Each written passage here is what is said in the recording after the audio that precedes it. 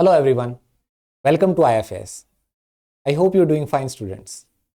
So आज का हमारा टॉपिक है प्रोटोजोआ. प्रोटोजोन्स एक ऐसे एनिमल है जो कि एनिमल किंगडम के अंदर किंगडम प्रोटिस्टा को बिलोंग करते हैं. ये सभी एनिमल्स यूनिसेलुलर होते हैं, सिर्फ और सिर्फ एक सेल के ऑर्गेनिजम्स होते हैं जिनमें सारे सिस्टम एक सेल परफॉर्म करता है. इनका रेस्पिरेशन, इनका एक्सक्रीशन, इनका मेटाबॉलिज्म, इनके सभी सिस्टम्स जो हैं वो सभी एक सिंगल सेल परफॉर्म करता है. सो इनको हम ए सेलुलर ऑर्गेनिजम्स भी बोलते हैं. ये ऑर्गेनिजम्स यूकैरियोटिक होते हैं. इन सभी ऑर्गेनिजम्स के अंदर न्यूक्लियर मेम्ब्रेन प्रेजेंट होती है, हिस्टोन प्रोटीन्स प्रेजेंट होते हैं. इन सभी ऑर्गेनिजम्स के अंदर सभी सेल ऑर्गेनेलीज प्रेजेंट होती है. सो ये ऐसे ऑर्गेनिज्म है जो कि यूनिसेलुलर यूकैरियोट्स को बिलोंग करते हैं, किंगडम प्रोटिस्टा को. इन्हीं के मेंबर हैं प्रोटोजोआ. सो प्रोटोजोआ इंपॉर्टेंट हमारे लिए इसलिए क्योंकि ये प्रोटोजोन्स में काफी सारे ऐसे प्रोटोजोन्स हैं जो कि एनिमल्स में काफी सारे डिजीजेस कॉज करते हैं. सो इस वजह से these are very economically important for humans. So आइए जानते हैं इस प्रोटोजोआ के क्लासेस को कि कैसे एनिमल्स होते हैं प्रोटोजोआ में और इनको किन में हमने डिवाइड किया. चलिए देखिए, ये है एक प्रोटोजोन. तो प्रोटोजोआ, सभी प्रोटोजोन्स जो हैं वो हेटेरोट्रॉप्स होते हैं. हमने दूसरे वीडियोस के अंदर ये पढ़ा था कि there are different types of protista. कुछ प्रोटिस्टा जो थे जो फंजाई जैसे थे, स्लाइम मोल्ड्स जो थे. कुछ प्रोटिस्टा जो थे वो प्लांट्स जैसे थे और वो फोटोसिंथेसिस कर रहे थे, जैसे कि डायएटम्स, डायनोफ्लैजिलेट्स. और आज हम ऐसे प्रोटोजोन्स देख रहे हैं जो कि हमारे पास में एनिमल लाइक है और ये एनिमल लाइक प्रोटिस्ट होते हैं प्रोटोजोन्स. सो इनके सभी कैरेक्टर्स एनिमल लाइक जैसे होते हैं. ये सभी प्रोटोजोन्स हैं, ये सभी हेटेरोट्रॉप्स ऑर्गेनिज्म हैं. These are all heterotrophs, means ये खुद का फूड मैन्युफैक्चर नहीं कर सकते. These are dependent on different organism for food. Dependent for food, ये फूड पर डिपेंडेंट होते हैं. सो दीज आर प्रीडेटर्स और पैरासाइट्स. तो पैरासाइट्स हमारे लिए इंपॉर्टेंट हो जाते हैं क्योंकि ये डिफरेंट टाइप्स की डिजीजेस कॉज करते हैं ह्यूमंस में एंड एनिमल्स में.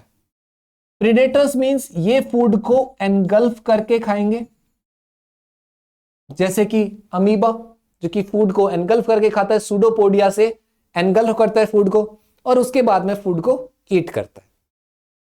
सो there are total 4 major groups of protozoa. 4 major groups है प्रोटोजोआ के और हम इनको डिवाइड करते हैं. These are divided on the basis of locomotory organ. Divided on the basis of locomotory organ. Locomotive organ जिससे ये मूवमेंट करता है, उसके बेसिस पर अपन डिवाइड करते हैं. एक है अमीबॉइड, एक है फ्लैजिलेट्स, एक है सिलिएट्स और एक है स्पोरोजोन्स. तो जो अमीबॉइड होंगे वो अमीबा के जैसे होंगे जो सूडोपोडिया से मूवमेंट करेंगे. इनका लोकोमोटरी ऑर्गन होगा वो होगा सूडोपोडिया, तो ये ऐसे सूडोपोडिया बनाएंगे. फ्लैजिलेट्स होंगे, उनके पास में फ्लैजिला प्रेजेंट होगा. सिलिएट्स होंगे, उनके पास में सिलिया प्रेजेंट होगा पूरी बॉडी के ऊपर. और स्पोरोजोइड्स होंगे, वो स्पोर्स का फॉर्मेशन करेंगे, इमोटाइल होंगे, नॉन मोबाइल होंगे. सो ये 4 डिफरेंट ग्रुप्स है जिनको हमने इनके the basis of locomotory organ हमने इनको डिवाइड किया. 1 है अमीबॉइड, फ्लैजिलेट, सिलिएट्स एंड स्पोरोजोन्स. आइए देखते हैं चारों को एक एक करके. एक है हमारे पास में अमीबॉइड जिनके पास में सूडोपोडिया है ताकि ये लोकोमोशन कर सके और ये फूड को कैप्चर कर सके, फूड को एनगल्फ कर सके. So that is why they have pseudopodia. तो आप अगर देखें अमीबॉइड प्रोटोजोन्स को, तो अगर यहां पर इनका फूड आता है तो ये फूड को लेने के लिए इस तरीके से इन सूडोपोडिया को बाहर निकाल के इसको एनगल्फ करके यहां से क्या कर सकते हैं, फूड को कैप्चर कर सकते हैं, इसको बॉडी के अंदर ले सकते हैं. फिर इनके ये यूकैरियोट्स है तो इनके पास में सेल ऑर्गेनेलीज है, तो इसमें से लाइसोसोम उसका डाइजेशन कर देगा और फिर जो एक्सक्रीटरी मटेरियल होगा वो इस तरीके से यहां से रिमूव कर दिया जाएगा इसकी बॉडी से. सो ये होंगे इनके पास में सूडोपोडिया का for the movement and for the capturing of food. ये मेनली आपके प्रेजेंट होते हैं, these are found in fresh water, ये मराइन वाटर में नहीं पाए जाते। इनके अंदर क्या रहता है, फ्रेश वाटर होते हैं, तो ये कम सॉल्ट के कंसंट्रेशन वाले वाटर में प्रेजेंट होंगे, तो पॉन्ड्स, लेक्स और यहां पर ये ज्यादा प्रेजेंट होंगे। कुछ जो है वो हमारे पास में सलाइन वाटर में होंगे, we can say marine water में होंगे, सी में प्रेजेंट होंगे। जो भी अमीबॉइड सी में प्रेजेंट होगा उसकी सेल बाहर से एक कवरिंग आ जाएगी और उनके ऊपर सिलिका जो है वो डिपॉजिट होने लगेगा। ये बहुत ही इंपॉर्टेंट है कि बहुत ही कम जैसे होंगे जिनके ऊपर सिलिका का कवरिंग प्रेजेंट होगी, क्योंकि ये एनिमल जैसे प्रोटोजोन है, इनके पास में ज्यादातर के पास में सेल वॉल एब्सेंट होती है, आउटर कवरिंग इनकी जो होती है वो सेल मेम्ब्रेन ही होती है। कुछ जो अमीबॉइड है ये पैरासिटिक नेचर के होते हैं, there are several parasitic in nature, जैसे कि Entamoeba histolytica. Entamoeba histolytica करता है अमीबाइसिस करता है, जो कि एक बहुत ही खतरनाक डिजीज है जो कि इंटेस्टाइन के अंदर होती है, और इससे बहुत ज्यादा डायरिया होता है और बॉडी फ्लूइड लॉस होता है और बहुत बार डेथ्स भी कॉज हो सकती है। तो कुछ अमीबॉइड हैं ये हमारे पास में पैरासिटिक नेचर के होते हैं, जैसे कि एंट अमीबा, ये एक पैरासिटिक नेचर के प्रेजेंट होता है। तो देख सकते हो ये एक अमीबा है, this is a type of amoeba. Some other types are flagellates, दूसरे हमारे पास में फ्लैजिलेट्स। ये फ्लैजिलेट्स होते हैं, इनके पास में लोकोमोटरी ऑर्गन होता है एक flagella. So flagella is the locomotory organ in here, ये लोकोमोशन करते हैं with the help of flagella. So flagella present होगा जो कि लोकोमोशन करेगा। आप देख सकते हैं इस तरीके से फ्लैजिला प्रेजेंट होते हैं जो कि लोकोमोशन कर सकते हैं। ये एक फ्लैजिलम है जिसे लोकोमोशन कर सकते हैं। इनकी बॉडी आप देख सकते हैं यूनिसेलुलर बॉडी है, इन सभी के अंदर यूनिसेलुलर बॉडी है। लोकोमोशन जो होता है फ्लैजिला से होता है। तो this can be free living और पैरासिटिक, ये फ्री लिविंग हो सकते हैं, ये पैरासिटिक हो सकते हैं नेचर में।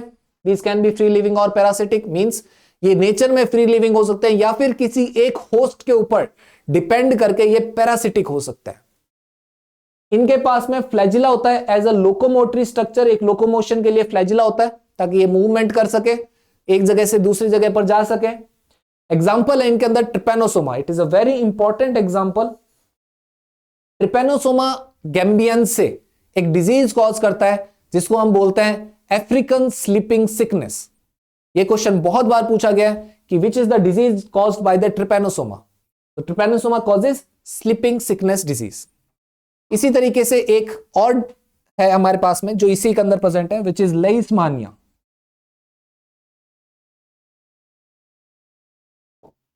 ये कॉज करता है काला आजार। नेक्स्ट हम लेते हैं सिलिएट्स।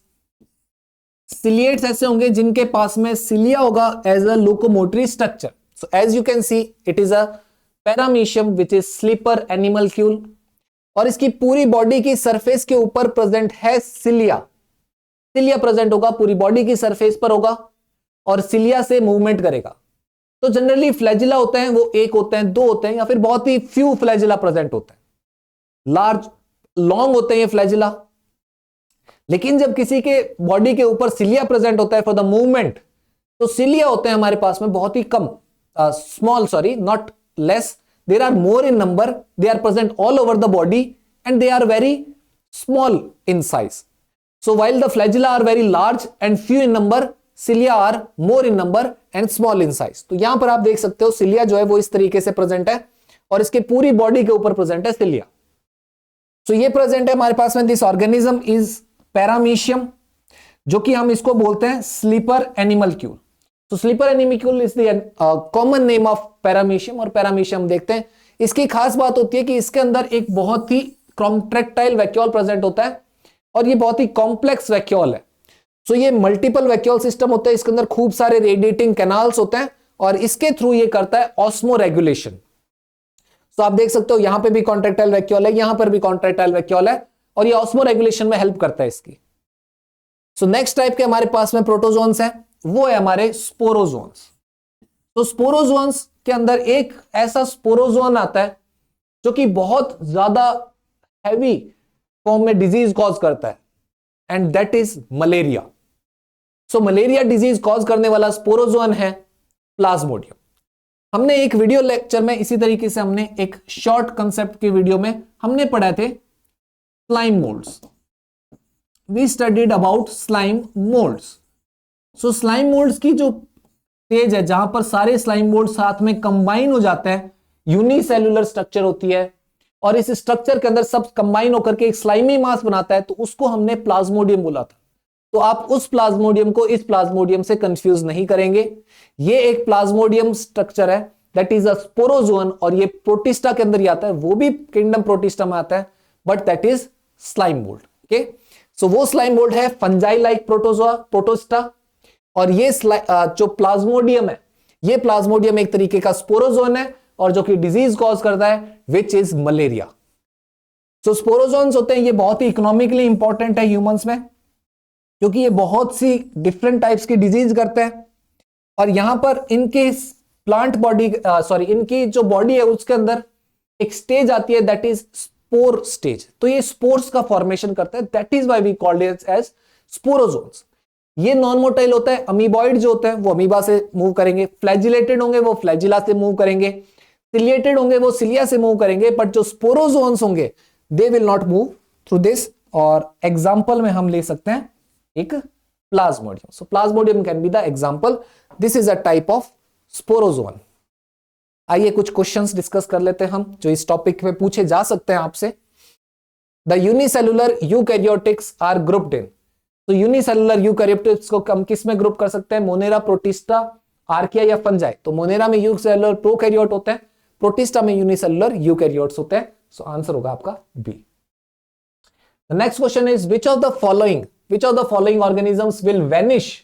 वो खत्म हो जाए अगर सभी पॉन्ड्स या पडल्स मतलब छोटे गड्ढे जहां पे पानी होता है, पॉन्ड्स मतलब फ्रेश वाटर, हमारे पास में लेंटिक सिस्टम जहां पर स्टेगनेंट वाटर होता है, तो ये डिस्ट्रॉय हो जाए, तो इसमें से कौन सा जो हमारे पास ऑर्गेनिज्म है वो खत्म हो जाएगा। तो इसका मतलब एक ऐसा ऑर्गेनिज्म जो रुके हुए पानी में रह रहा है, तो वो ऑर्गेनिज्म होगा हमारा, the organism will be Plasmodium. इसीलिए हम कहते हैं कि जो मलेरिया का पैरासाइट है वो रुके हुए पानी में होता है। आपके पास में जहां कहीं पर भी रुका हुआ ठहरा हुआ पानी है उसको जल्दी से एम्प्टी कर दीजिए या फिर हटा दीजिए, ताकि मलेरिया ना कॉज हो। In amoeba and paramecium the cell organelle for osmoregulation is. Osmoregulation के लिए एक ऑर्गेनली काम आता है, and which is the contractile vacuole. So vacuole is helpful for the osmoregulation of an organism. So the answer will be C. So which class does the malarial parasite belongs to. Malarial parasite इनमें से कौन सी class को belong करता है? So not dinophyceae, not sarcodina, not सिलिएटा, but it belongs to sporozoa. Which of the following protozoan causes African sleeping sickness? So African sleeping sickness इनमें से कौन सा प्रोटोजोन कॉज करता है? प्लाज्मोडियम वाइवेक्स, एंटमीबा, जिंजीविलिस और ट्रिपेनोसोमा लिविसी और ट्रिपेनोसोमा गैम्बियंसे। तो complete name है इसका ट्रिपेनोसोमा गैम्बियंसे, और ये कॉज करता है अफ्रीकन स्लीपिंग सिकनेस। तो the answer will B D. So this is from my side. So I hope आपको ये टॉपिक इंटरेस्टिंग लगा होगा, आपको इन्फॉर्मेटिव लगा है, तो प्लीज इस सेशन को लाइक कर दीजिए, अपने फ्रेंड्स के साथ में इस सेशन को शेयर कर दीजिए, और आपको कोई डाउट है तो आप जरूर कमेंट्स में बता सकते हैं।